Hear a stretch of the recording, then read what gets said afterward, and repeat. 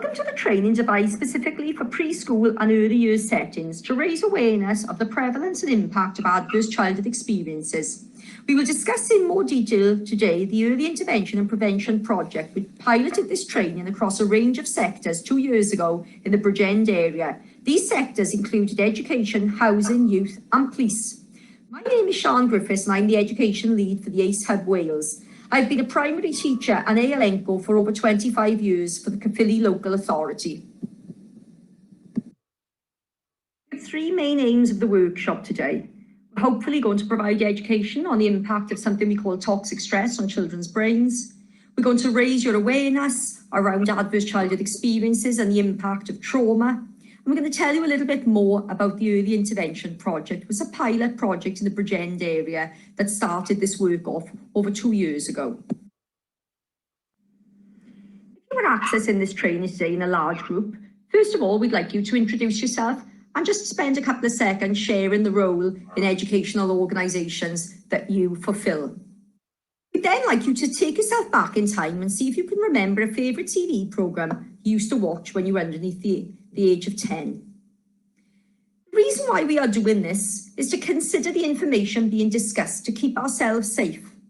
When we normally ask people to share and go back in time to their early childhood, we would like to assume that that was a period of happiness and good memories would come to the forefront.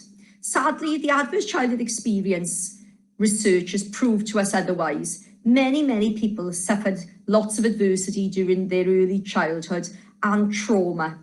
And if we're asking people to reflect back on their early childhood, we need to appreciate that for some, this can be very painful memories.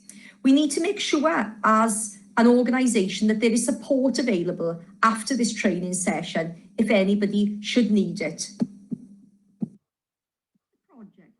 The Early Intervention and Prompt Positive Action, Breaking the Generational Cycle of Crime, was a 2-year piloted programme in the Bridgend area. It was funded by the Police Innovation and delivered by Public Health Wales ourselves, NSPCCs and Barnardos. Training was devised and trialled in a range of sectors from youth services, housing, education and the police to raise awareness of the prevalence and impact of ACEs that can have for people in our communities. We know the earlier we can step in and offer support to families that are struggling with a range of both social and economic difficulties, the better the outcome. In the past, we have often waited until families have reached crisis points and have already been brought to the attention of social services and the police before any organisation step in to help. Then everybody steps in to help, but this is often too late. We need to stop fishing families out of the river when they are drowning, and we need to go upstream to find out why they are falling in the first place. Why are we here today? The Bridgend project recommended after the pilot ended that the training be rolled out across the whole of Wales. The ACE Hub Wales was created and funded by Welsh Government to allow us to do this on a wider scale. Successful features. Wales will be having a brand new curriculum slowly being phased in over the next 4 years in all school settings from primary to secondary. And at last, within the new curriculum, the recognition has been received of the importance of health and well-being for our young people. And this will now become an area of learning, devoting a sixth of the curriculum time to this extremely important subject. Children will be taught how their brain develops, why we get stressed, and strategies that allow us to manage these difficult times that we all experience in our lives. The National Minimum Standards for Regulated Childcare, Social Services and Wellbeing Act, the UNCRC, the Additional Learning Needs and Education Tribunal Act are all why we are here today. The Wellbeing of Future Generations Act, we are the only country that has an act which ensures all public service bodies are striving for a healthier, more equal Wales. The ACE agenda is key, we think, to tackling such inequality. The visual image below shows the difference between an equality approach and an equity approach. On the left-hand side is the old-fashioned view of everybody starting in the same position in life, all being equal. We now know that this is far from the case. Our children don't come from the same backgrounds, they don't have the same experiences in life, they don't have the same start in life. Some of our young children will have had nurturing experiences. By the time they reach your setting, they will have had nursery rhymes already read to them. They will be able to have some self-help skills. They will also be able to socially mix with their peer groups. However, there will be many children where their experiences early on have been very different. Many of our children will need extra building blocks, as you can see on the right-hand side, which is what we call an equitable approach. This is the understanding is that some people will need more support to be able to have the same opportunities as other people in the same communities. If you imagine walking through a safe, familiar park on a bright sunny day, you will feel relaxed and stress-free. If suddenly you are faced with danger and a bear approaches you from behind the trees, your body will release a stress chemical called cortisol, which will enter your bloodstream and put you into a heightened state of alert.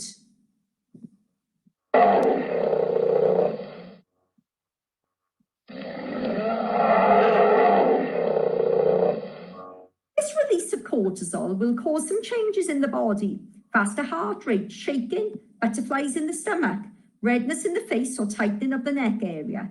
This stress chemical enables us to survive in a dangerous world. It speeds up our reflexes, pumps the blood around the body faster, and allows us to make quick life or death changing decisions. We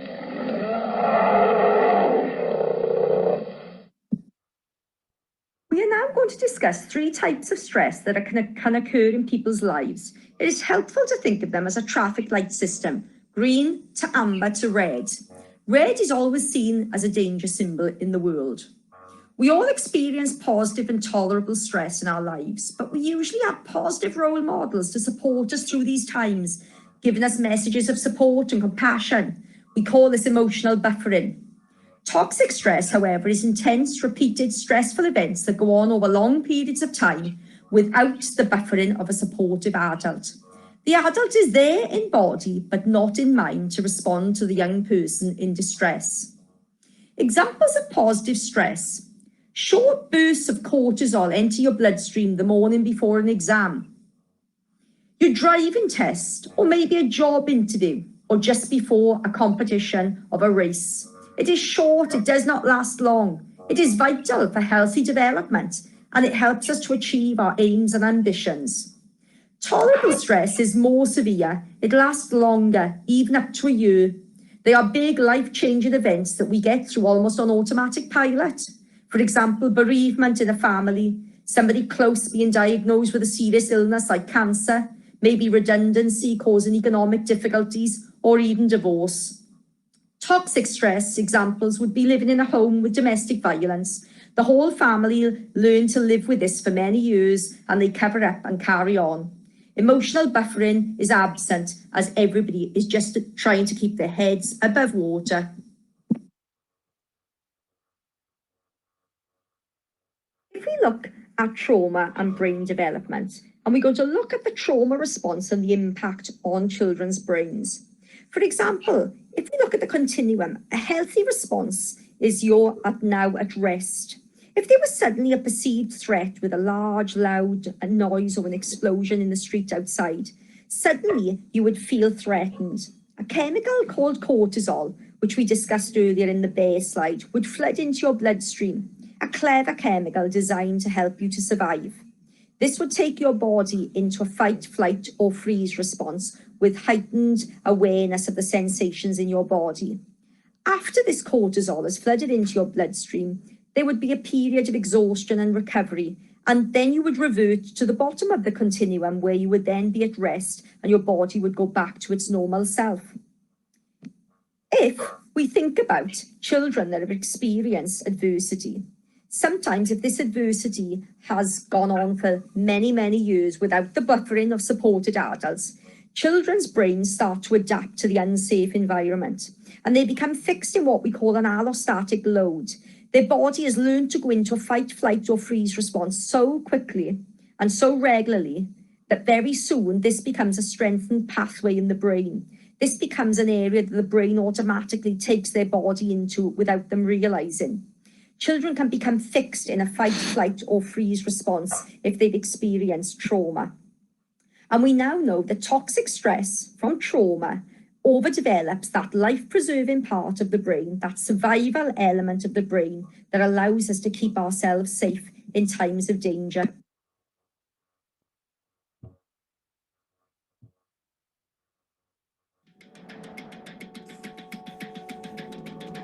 The reality is that we all need a certain amount of stress, a certain amount of anxiety to perform well. If we don't care about that exam that we're gonna have tomorrow, we'll probably fail. If we're gonna cross the street and a truck is coming at us, we have release of adrenaline. We have release of a hormone that we call cortisol. We wanna jump out of there, and adrenaline and cortisol are gonna help us do that. So there's that good amount of stress. But if all day long you're feeling like a truck is coming at you, day after day after day, that's gonna take a toll on the body. So the kid next to them hits them, or the teacher reprimands them in a way that they're uncomfortable with, right? Literally what they're feeling, that activation is like there was a truck coming at them.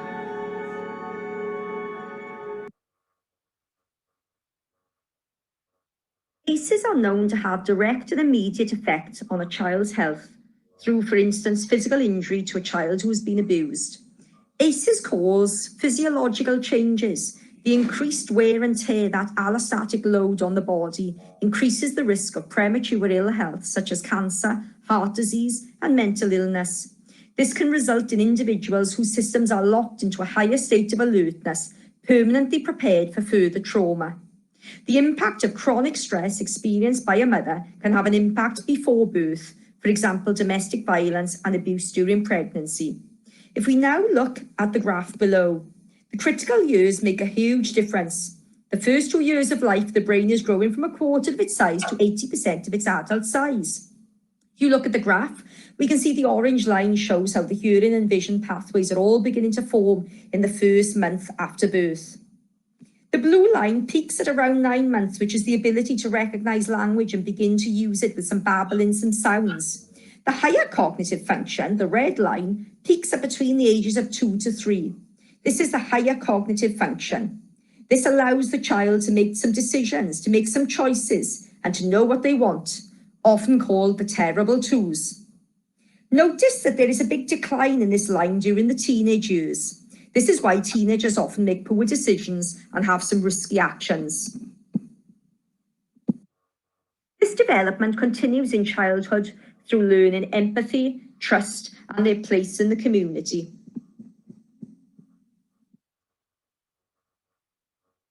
The video is going to explain how experiences in the first years of our lives affect how our brains form. Science tells us that the stress of abuse or neglect can damage the basic structures of a child's developing brain. Without the right help, it can put them at a risk of lifetime of health problems, developmental issues, and addiction. It's up to us to make sure that children overcome these stresses and have the nurturing experiences that they're going to need for positive development.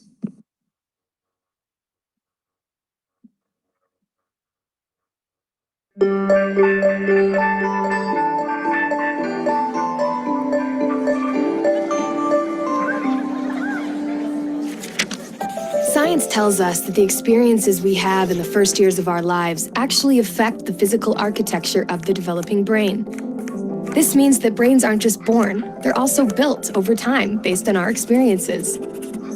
Just as a house needs a sturdy foundation to support the walls and roof, a brain needs a good base to support all future development. Positive interactions between young children and their caregivers literally build the architecture of the developing brain. Building a sturdy foundation in the earliest years provides a good base for a lifetime of good mental function and better overall health. So just how is a solid brain foundation built and maintained in a developing child? One way is through what brain experts call serve and return interactions. Imagine a tennis match between a caregiver and a child, but instead of hitting a ball back and forth across a net, various forms of communication pass between the two. From eye contact to touch, from singing to simple games like peekaboo. These interactions, repeated throughout a young person's developing years, are the bricks that build a healthy foundation for all future development. But another kind of childhood experience shapes brain development too, and that's stress. Good kinds of stress, like meeting new people or studying for a test, are healthy for development because they prepare kids to cope with future challenges. Another kind of stress, called toxic stress, is bad for brain development. If a child is exposed to serious, ongoing hardships like abuse and neglect, and he has no other caregiver in his life to provide support, the basic structures of his developing brain may be damaged. Without a sturdy foundation to properly support future development, he is at risk for a lifetime of health problems, development issues, even addiction. It's possible to fix some of the damage of toxic stress later on, but it's easier, more effective, and less expensive to build solid brain architecture in the first place. One of the things that sturdy brain architecture supports is the development of basic emotional and social skills, an important group of skills which scientists call executive function and self-regulation can be thought of like air traffic control in the child's mental airspace. Think of a young child's brain as the control tower at a busy airport. All those planes landing and taking off and all of the support systems on the ground simultaneously demand the controller's attention to avoid a crash. It's the same with a young child learning to pay attention, plan ahead and remember, and follow lots of rules. Like all of us, kids have to react to things happening in the world around them, while also dealing with worries, temptations, and obligations on their minds. As these demands for attention pile up, air traffic control helps a child regulate the flow of information, prioritize tasks, and above all, find ways to manage stress and avoid mental collisions along the way. Having this ability is a necessity for positive and level mental health. Developing effective air traffic control, overcoming toxic stress, and building solid brain architecture are things kids can't do on their own. And since strong societies are made up of healthy, contributing individuals, it's up to us as a community to make sure all young people have the kinds of nurturing experiences they need for positive development. To build better futures, we need to build better brains.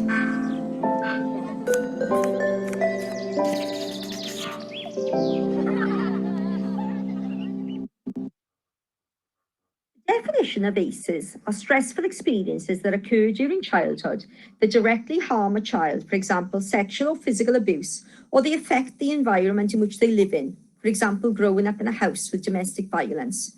Professor Bellis, who works for Public Health Wales in Bangor University, in 2016 decided to create a Welsh study around the impact of ACEs in adults in Wales. 4 documents were published by Public Health Wales to explain the results of this study. Professor Bellis interviewed a wide range of the general population aged between 18 to 69, and he asked whether they'd had any early adverse childhood experiences. The study interviewed adults across a range of economic backgrounds, from those living in disadvantaged areas to more affluent suburbs. Multiple ACEs were more prevalent in economically disadvantaged areas, but they were present across every sector of society. He included 9 ACEs in his study. 3 were direct child maltreatment and 6 were environmental factors.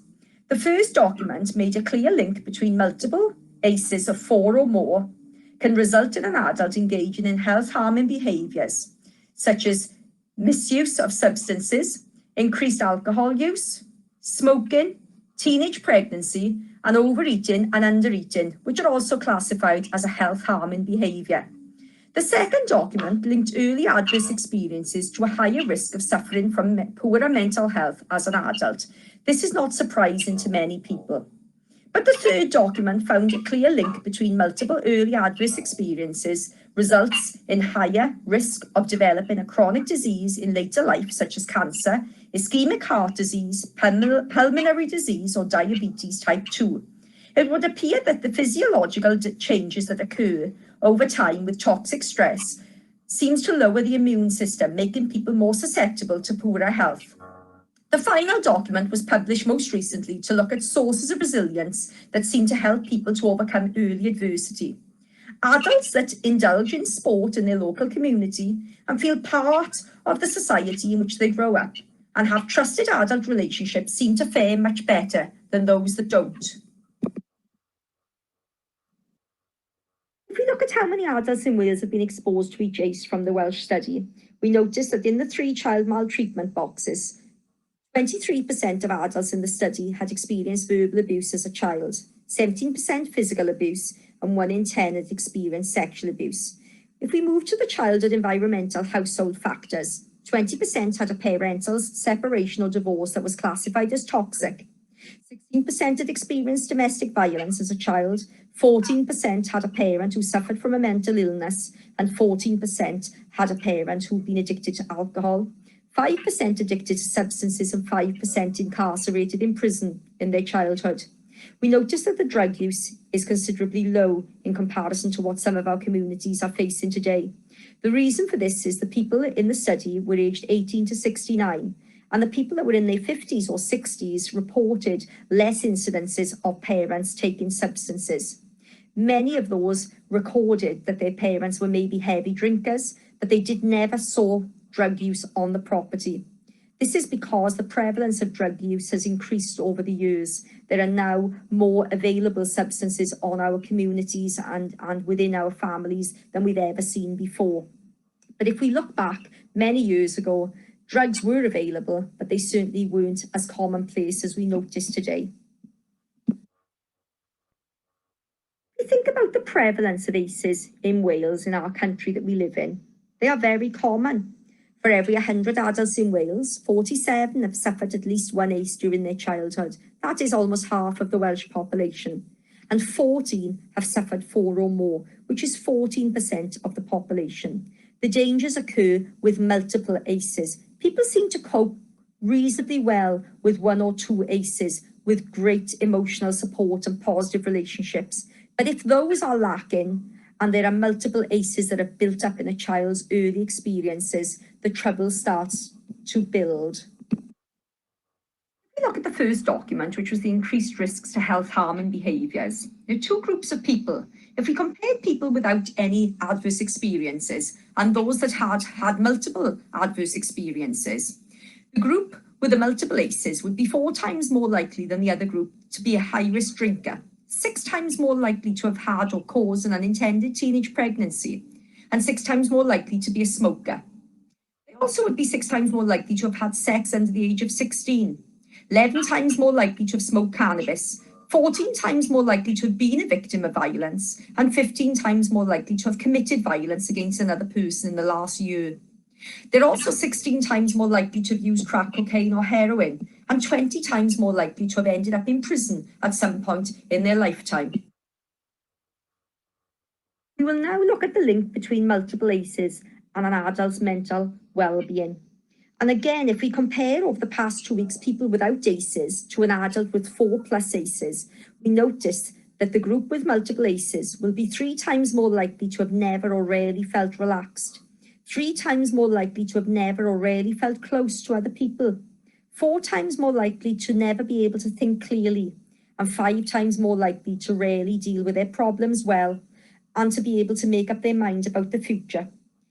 They are 6 times more likely to have never or rarely felt optimistic about their future plans, and 6 times more likely to have never or rarely felt useful. These are very sad statistics for us to think about why we have so many families that struggle to make good choices in their overall position in life. We will now explore the link between ACEs and the impact on our national health system. At the age of 69, those with 4 or more ACEs doubled their chances of being diagnosed with a chronic disease than adults without any ACEs.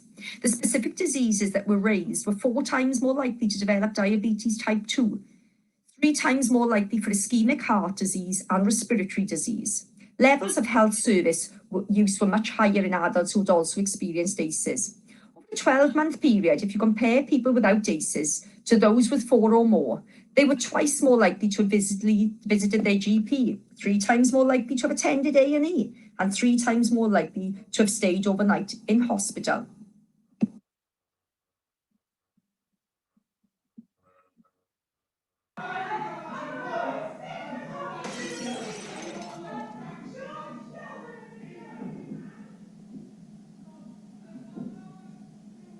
My parents don't understand.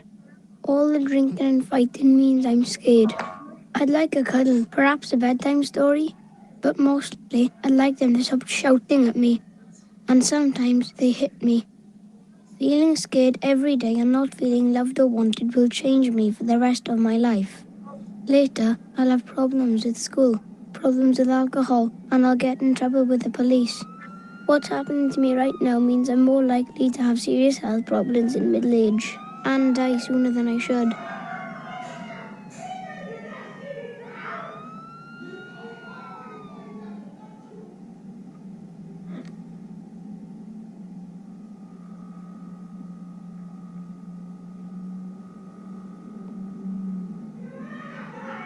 Doctors say my life is full of adverse childhood experiences, or ACEs.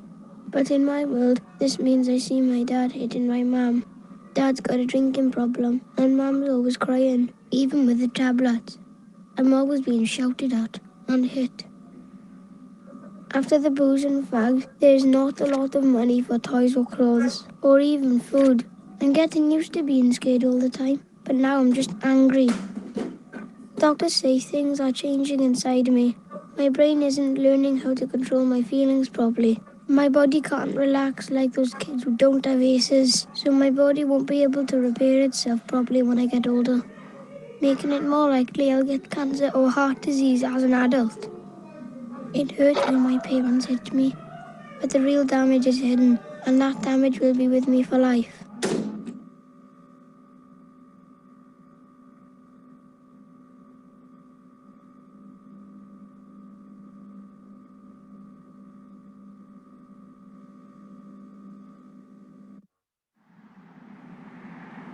I drink and smoke.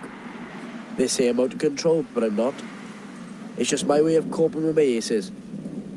I've been in plenty of fights, but what's wrong with that? Kids punches don't hit half as much as when my dad hits me. I beat up a kid last week at school because he looked at me weird. Who cares? I ended up with more time out of school. Learning's not for me anyway, and the teachers don't care any more than my parents. I don't like the way anyone looks at me except my girl. She's 16 and pregnant, just like my mum was with me.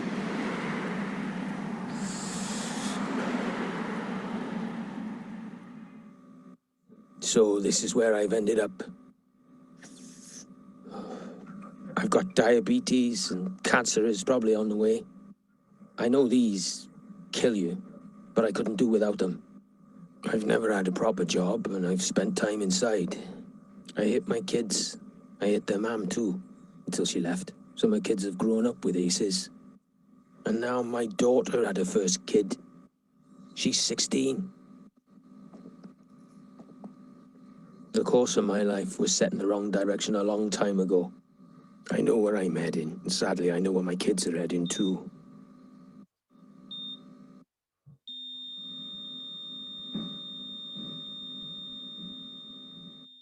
This doesn't have to happen. A little help in childhood makes a big difference to where life takes you. When I was a baby, the nurses noticed that my mum wasn't coping and helped her and explained how important my childhood is to the rest of my life. So, with a bit of help, she coped. The police came round after next door complained about the noise from Mum and Dad fighting. They asked how I was feeling. I told them I was scared all the time. Mum and Dad got help, the shouting got better and the hitting stopped. I even got some bedtime stories. I still had problems at school, but the teacher asked me about what was happening at home. I got help controlling my feelings. It wasn't a lot, but it was enough. I'm now married with 2 children, and I've got a job. Most of the time. I haven't repeated the same problems with my kids. We got help when being a parent got too much. Our children are ACE-free, and that means their kids stand a good chance of growing up ACE-free as well. Almost half the people in England and Wales experienced 1 ACE as a child, and 1 in 10 of us suffered 4 or more ACEs. If we stop ACEs, millions of children would not become smokers or binge drinkers, and levels of violence in adults would be cut in half. Fewer ACEs in childhood also means fewer adults developing diseases like cancer, heart disease, and diabetes in middle age. We all need to be ACE-aware. Are you? Doctors, police, nurses, teachers, firefighters, and most importantly, parents. The more you know about ACEs, the more you can help stop children growing up with ACEs in their lives. And for those of you who have already suffered ACEs, the more you know, the more you can help yourself and others who have suffered ACEs cope.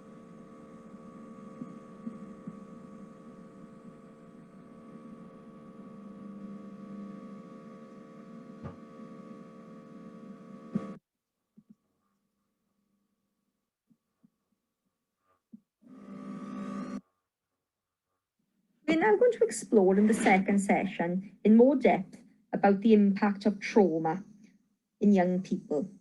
I want you to imagine that the caregiver of the young person is at the top of the mountain, and the young person is at the bottom of the mountain. The person that they trust most in their lives has suddenly been abusing them in some way, through physical abuse, verbal abuse, or even sexual abuse. I want us to think about how confusing that is for the child. The person that you're supposed to rely on most in the world is letting you down in the worst possible way.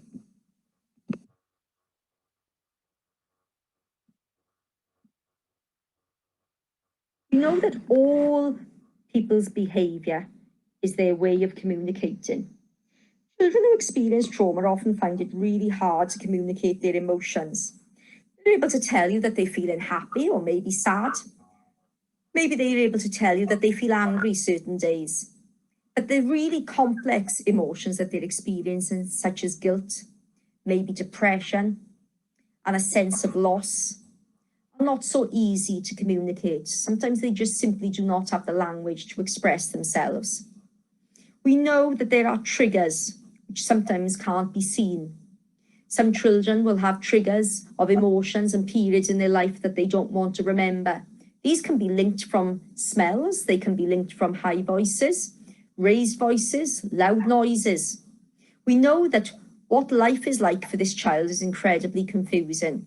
And instead of blaming the child for sometimes extreme behaviours that are challenging, we need to revert to asking ourselves, well, what's happened to you? If we are truly going to become trauma-informed in our responses, we change our shifting from not what's wrong with you, but to what's happened to you. Let's look at all the experiences that you've had, which has shaped your behaviour today.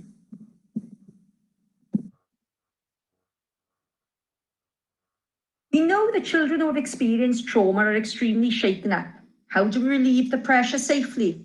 Look at the Coca-Cola bottle. Imagine it has been shook up enough times before the child leaves the house and on the way to school. A teacher or adult can ask a simple question and the child will explode with pent-up anger and frustration in a totally extreme manner. We have to remember a gradual release of the cap from the bottle. A gentle, calm approach works best. The brain can be described more simply as divided into three parts. The brain stem connects to the most primitive reptilian area at the base, which enables us to survive. We will fight, flight, or freeze if triggered and feel threatened. The mammalian area lies above the reptilian section, which allows us to have feelings, which could be frustration, pleasure, anger, or hurt. The cerebral cortex is the higher section at the top, which allows us to think, to make rational decisions, and to problem solve. This is the last area to be fully formed in adults and can take up to the age of 21. When we have felt scared, frightened, or threatened, our emotions will trigger us to release cortisol, and the survival area is now in full control. When we are in this state, we cannot access the thinking part of the brain. Please click on the link below to watch Daniel Segal explain the brain model in more depth. If you are now in a large group, I'd like you to take 10 minutes to read and discuss the case study which we have provided around Amelia and Joanne. I'd like you to think about and make notes on identifying the ACEs that Amelia has experienced and the impact on her. What early years support and intervention services may have contact with Amelia? How can they support her? What would Amelia need in an early years setting to reduce triggers of further trauma? What behaviour do you think she's likely to display in an early years setting? And would this potentially change as she starts school? And how has the experiences that Joanne sustained throughout her pregnancy affected her capabilities to parent Amelia?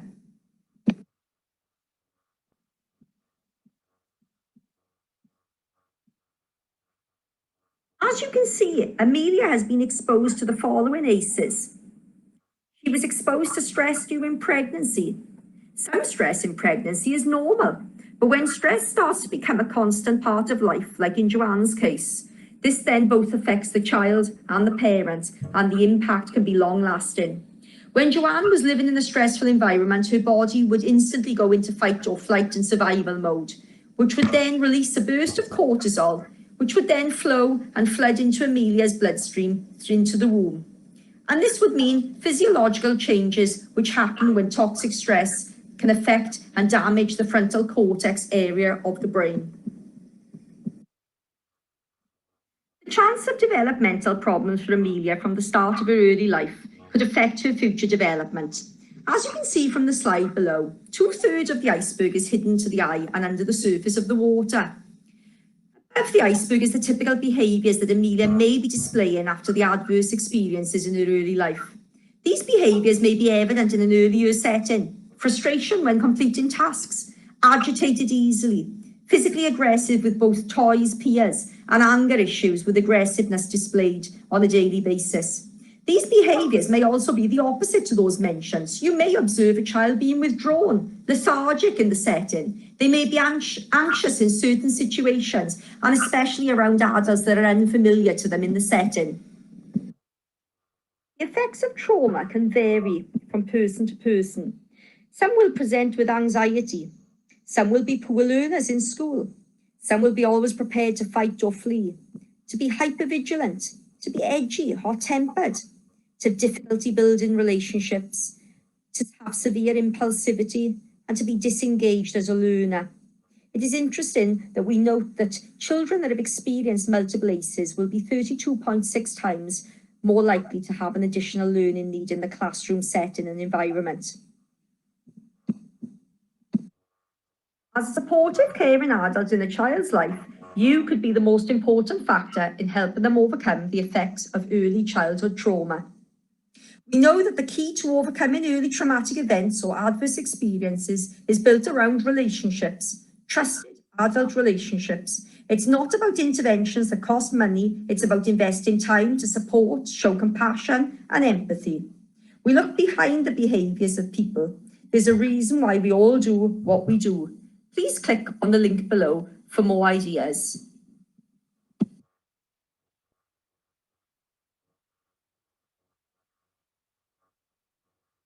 We know in the ACE hub whales that breaking the cycle can be incredibly difficult, but there are protective factors. We know the building blocks of resilience are as follows. These are the keys. One or more stable, caring child-adult relationship can make the difference. People need to feel that they can overcome their own hardship, guide their own destiny, rather than being told you must just do better. They need to be guided by people, but they need to make those decisions themselves. They need to be involved and connected and feel part and belonging in their community. They need to be equipped to manage their behaviour and emotions. They need to be able to recognise when their body responses are changing as the cortisol enters their bloodstream and have other strategies that they can use instead of losing control. So, using prior knowledge, skills and building on existing early years interventions will help us to deal with trauma and build both our own and our young child's resilience. Phase 2, depending on government guidelines, Phase 2 will be delivered in the autumn term, either face-to-face, adhering to social distancing, or virtually. A half day is recommended for this training, and the aim again is to increase confidence in responding to individuals' ACE needs.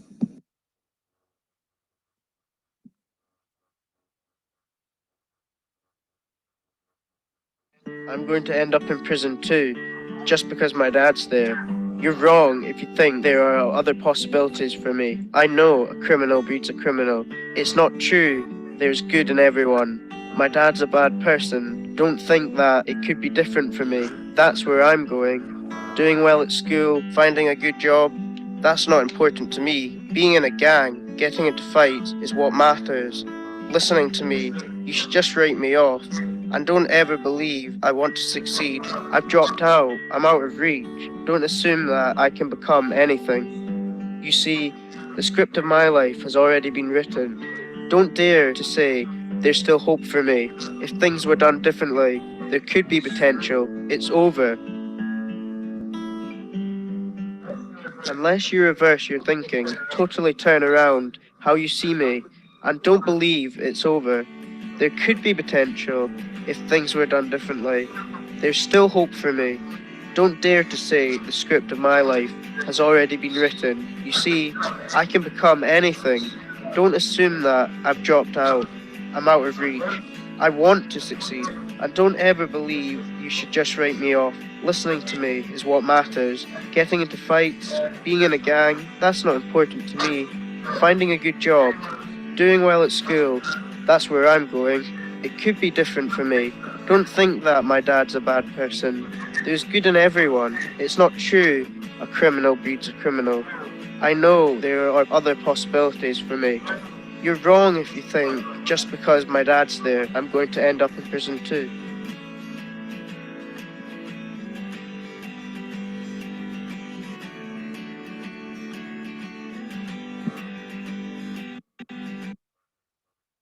The famous football and celebrity Ian Wright talks about in his autobiography the importance of having a trusted child-adult relationship with his first teacher and football coach, Mr. Pigden.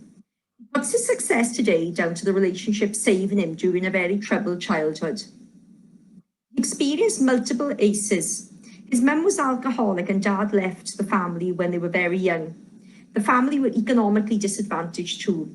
Ian was going down a difficult path at secondary school and was regularly fighting. His teacher, Mr. Pigden, never gave up on him. He took time to nurture him, to support him, to guide him and give him other choices. And he puts his success today down to this one adult relationship. Just goes to show what difference a human being can make to one other person.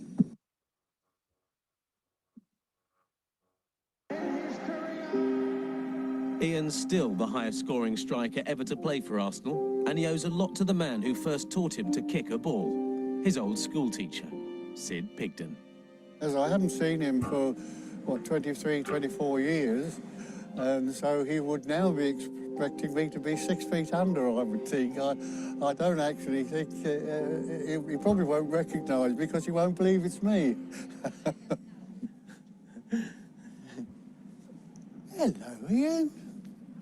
Long time no see. Mr. Pigden, you're alive. I'm alive, he says. How are you doing? I can't believe it. Someone said you was dead. As you see, I'm very much in, and I'm so glad you've done so well with yourself. He was so supportive all the time. He kind of like had me as his kind of like special guy.